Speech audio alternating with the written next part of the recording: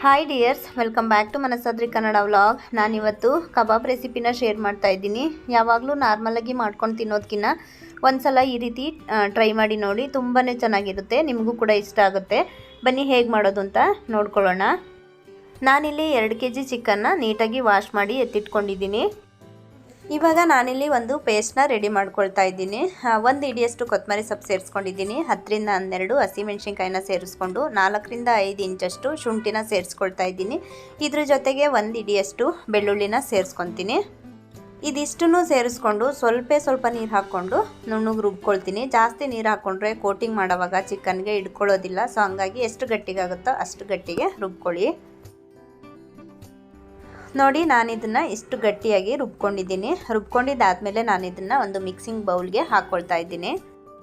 ಇದಕ್ಕೆ ನಾನಿವಾಗ 2 ಮೊಟ್ಟೆನ ಸೇರಿಸ್ಕೊಳ್ತಾ ಇದ್ದೀನಿ. ಇದ್ರ ಜೊತೆಗೆ ನಾನಿಲ್ಲಿ ಇವಾಗ ಕಬಾಬ್ ಪೌಡರ್ನ ಹಾಕ್ಕೊಳ್ತಾ ಇದ್ದೀನಿ. 4 ಕಬಾಬ್ ಪೌಡರ್ನ ಸೇರಿಸ್ಕೊಳ್ತಾ ಇದ್ದೀನಿ.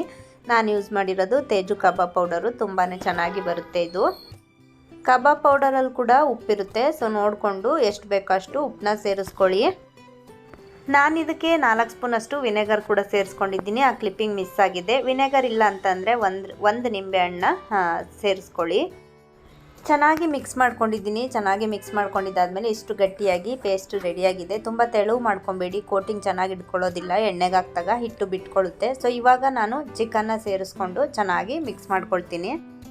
ನಿಮಗೆ ಕಬಾಬು ಜಾಸ್ತಿ ಕ್ರಿಸ್ಪಿಯಾಗಿರೋದು ಇಷ್ಟ ಆಗುತ್ತೆ ಅಂದರೆ ಎಣ್ಣೆಗೆ ಹಾಕೋಕ್ಕೆ 5 ನಿಮಿಷ ಮುಂಚೆ ನೀವು ಕಾರ್ನ್ಫ್ಲೋರ್ನ ಹಾಕ್ಕೊಂಡು ಮಿಕ್ಸ್ ಮಾಡ್ಕೊಳ್ಳಿ, 1-2 ಸ್ಪೂನಷ್ಟು. ಆವಾಗೂ ಕೂಡ ಕಬಾಬ್ ಕ್ರಿಸ್ಪಿಯಾಗಿ ಬರುತ್ತೆ. ಕಾರ್ನ್ಫ್ಲೋರ್ ಇಲ್ಲ ಅಂದರೆ 3 ರಿಂದ 4 ಸ್ಪೂನಷ್ಟು ಬಿಸಿ ಆಯಿಲ್ನ ಹಾಕ್ಕೊಂಡು ಮಿಕ್ಸ್ ಮಾಡಿಕೊಂಡು ಕೂಡ ಹಾಕ್ಕೊಂಡ್ರೆ ಕಬಾಬ್ ಕ್ರಿಸ್ಪಿಯಾಗಿ ಬರುತ್ತೆ.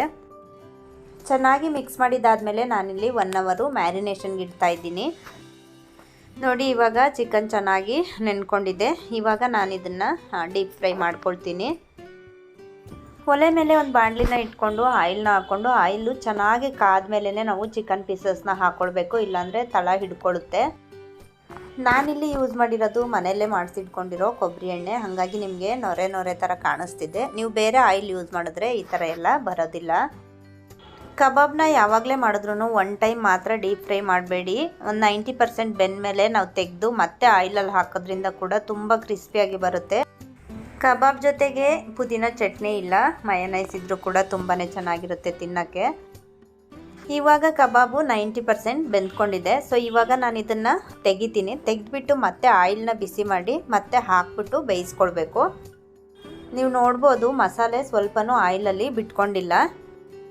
ಇವಾಗ ನಾನು ಕಬಾಬ್ ಪೀಸಸ್ನ ಮತ್ತೆ ಆಯಿಲಲ್ಲಿ ಸೇರಿಸ್ಕೊಂಡು ಮತ್ತೆ ಬೇಯಿಸ್ಕೊಳ್ತಾ ಇದ್ದೀನಿ. ಈ ರೀತಿ ಮಾಡೋದ್ರಿಂದ ಕಬಾಬ್ ತುಂಬಾ ಕ್ರಿಸ್ಪಿಯಾಗಿ ಬರುತ್ತೆ. ನೀವು ಕೂಡ ಒಂದ್ಸಲ ಟ್ರೈ ಮಾಡಿ ನೋಡಿ. ಇವಾಗ ಕಬಾಬ್ ರೆಡಿಯಾಗಿದೆ.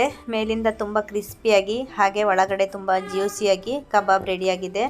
ನೀವು ಕೂಡ ಒಂದ್ಸಲ ಟ್ರೈ ಮಾಡಿ, ತುಂಬಾ ಚೆನ್ನಾಗಿ ಬರುತ್ತೆ. ನಿಮಗೂ ಕೂಡ ಖಂಡಿತ ಇಷ್ಟ ಆಗುತ್ತೆ. ಟ್ರೈ ಮಾಡಿದ್ರೆ ಮರಿದೇನೆ ಕಮೆಂಟ್ ಸೆಕ್ಷನಲ್ಲಿ ಕಮೆಂಟ್ ಮಾಡಿ ಹೇಗೆ ಬಂದಿತ್ತು ಅಂತ, ಹಾಗೆ ಟೇಸ್ಟ್ ಹೇಗಿತ್ತು ಅಂತ.